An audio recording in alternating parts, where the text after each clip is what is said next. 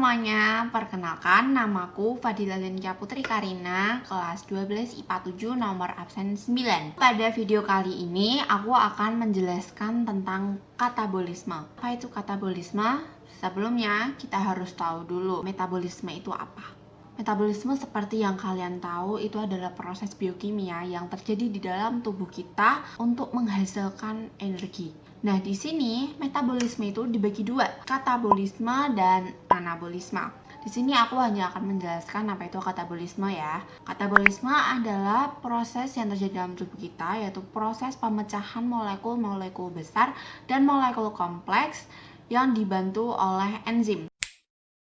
Molekul-molekul ini berubah menjadi energi atau yang kita biasa tahu yaitu ATP. ATP ini nanti kan dia kan udah jadi molekul-molekul sederhana itu ya. Nanti dijadikan bahan bakar untuk proses selanjutnya yaitu proses anabolisme. Well, di sini aku akan menyinggung sedikit tentang perbedaan katabolisme dan anabolisme. Yang pertama, katabolisme itu adalah proses mengubah senyawa organik menjadi senyawa anorganik. Kalau anabolisme, kebalikannya. Yang kedua, katabolisme itu mengurai molekul-molekul kompleks menjadi molekul yang sederhana.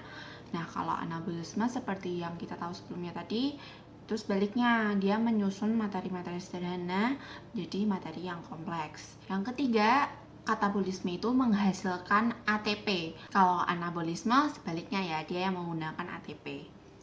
Nah, katabolisme ini mempunyai dua fungsi. Pertama, dia menyediakan bahan baku untuk sintesis molekul lain.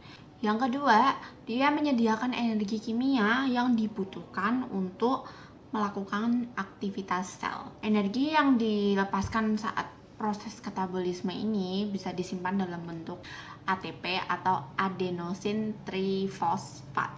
Dan elektron berenergi tinggi yaitu NADH2 serta FADH2 gitu. Secara umum proses katabolisme itu ada 5 tahapan. Yang pertama glikolisis, yang kedua dekarboksilaksi oksidatif, yang ketiga siklus asam sitrat, yang keempat transport elektron, dan yang kelima yaitu siklus Krebs. Nah, untuk lebih jelasnya tentang tempat terjadinya tahapan-tahapan itu, substratnya apa aja, dan hasilnya apa aja, aku akan kasih di tabel ini. Dalam melakukan metabolisme, makhluk hidup itu kan membutuhkan oksigen untuk dapat berproses respirasi ya kan.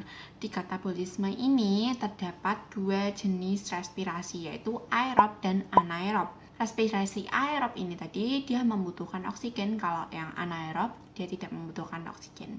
Tapi teman-teman jangan salah sangka, respirasi di sini itu bukan berarti pernafasan ya. Dalam Wikipedia, respirasi itu adalah proses pembentukan energi yang dilakukan makhluk hidup melalui pemecahan senyawa untuk digunakan dalam menjalankan fungsi hidup. Jadi tidak selalu pernafasan, dan respirasi ini dilakukan oleh seluruh tingkatan organisme makhluk hidup. Jadi bukan hanya di manusia saja, oke?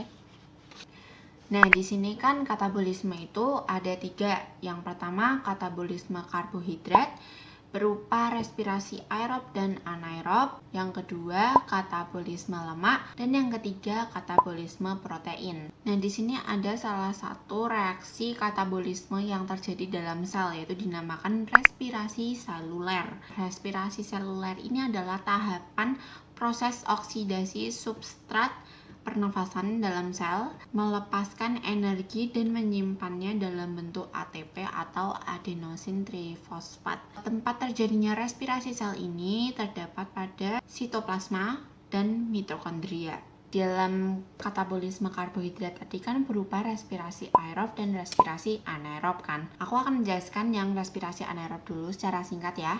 Respirasi anaerob adalah proses oksidasi substrat pernafasan tanpa adanya oksigen. Terdapat 2 jenis, fermentasi dan glikolisis yang terjadi pada sitosol. Nah, fermentasi itu ada 2, yaitu fermentasi alkohol dan fermentasi asam laktat. Segitu aja. Nah, yang kedua adalah respirasi aerob. Respirasi aerob adalah proses katabolisme karbohidrat yang menggunakan oksigen untuk memecah senyawa dan menghasilkan energi. Energi ini tadi digunakan untuk membuat ATP. Terdapat 4 tahapan dalam respirasi aerob. Yang pertama yaitu glikolisis, yang kedua dekarboksilasi oksidatif asam pirufat, yang ketiga siklus Krebs, dan yang keempat terakhir yaitu transport elektron. Nah, kita akan bahas satu-satu di sini tentang tahapan-tahapannya ya. Yang pertama, glikolisis. Glikolisis adalah proses pemecahan glukosa menjadi asam pirufat yang terjadi pada sitoplasma sel. Ini tahapannya.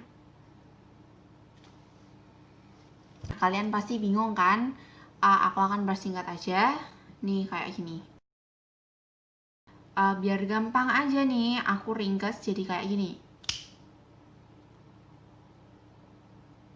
Oke. Yang kedua, dekarboksilasi oksidatif. Dekarboksilasi oksidatif adalah proses pemutusan gugus karboksil dan oksigen pada asam pirufat. Proses ini terjadi pada mitokondria sel.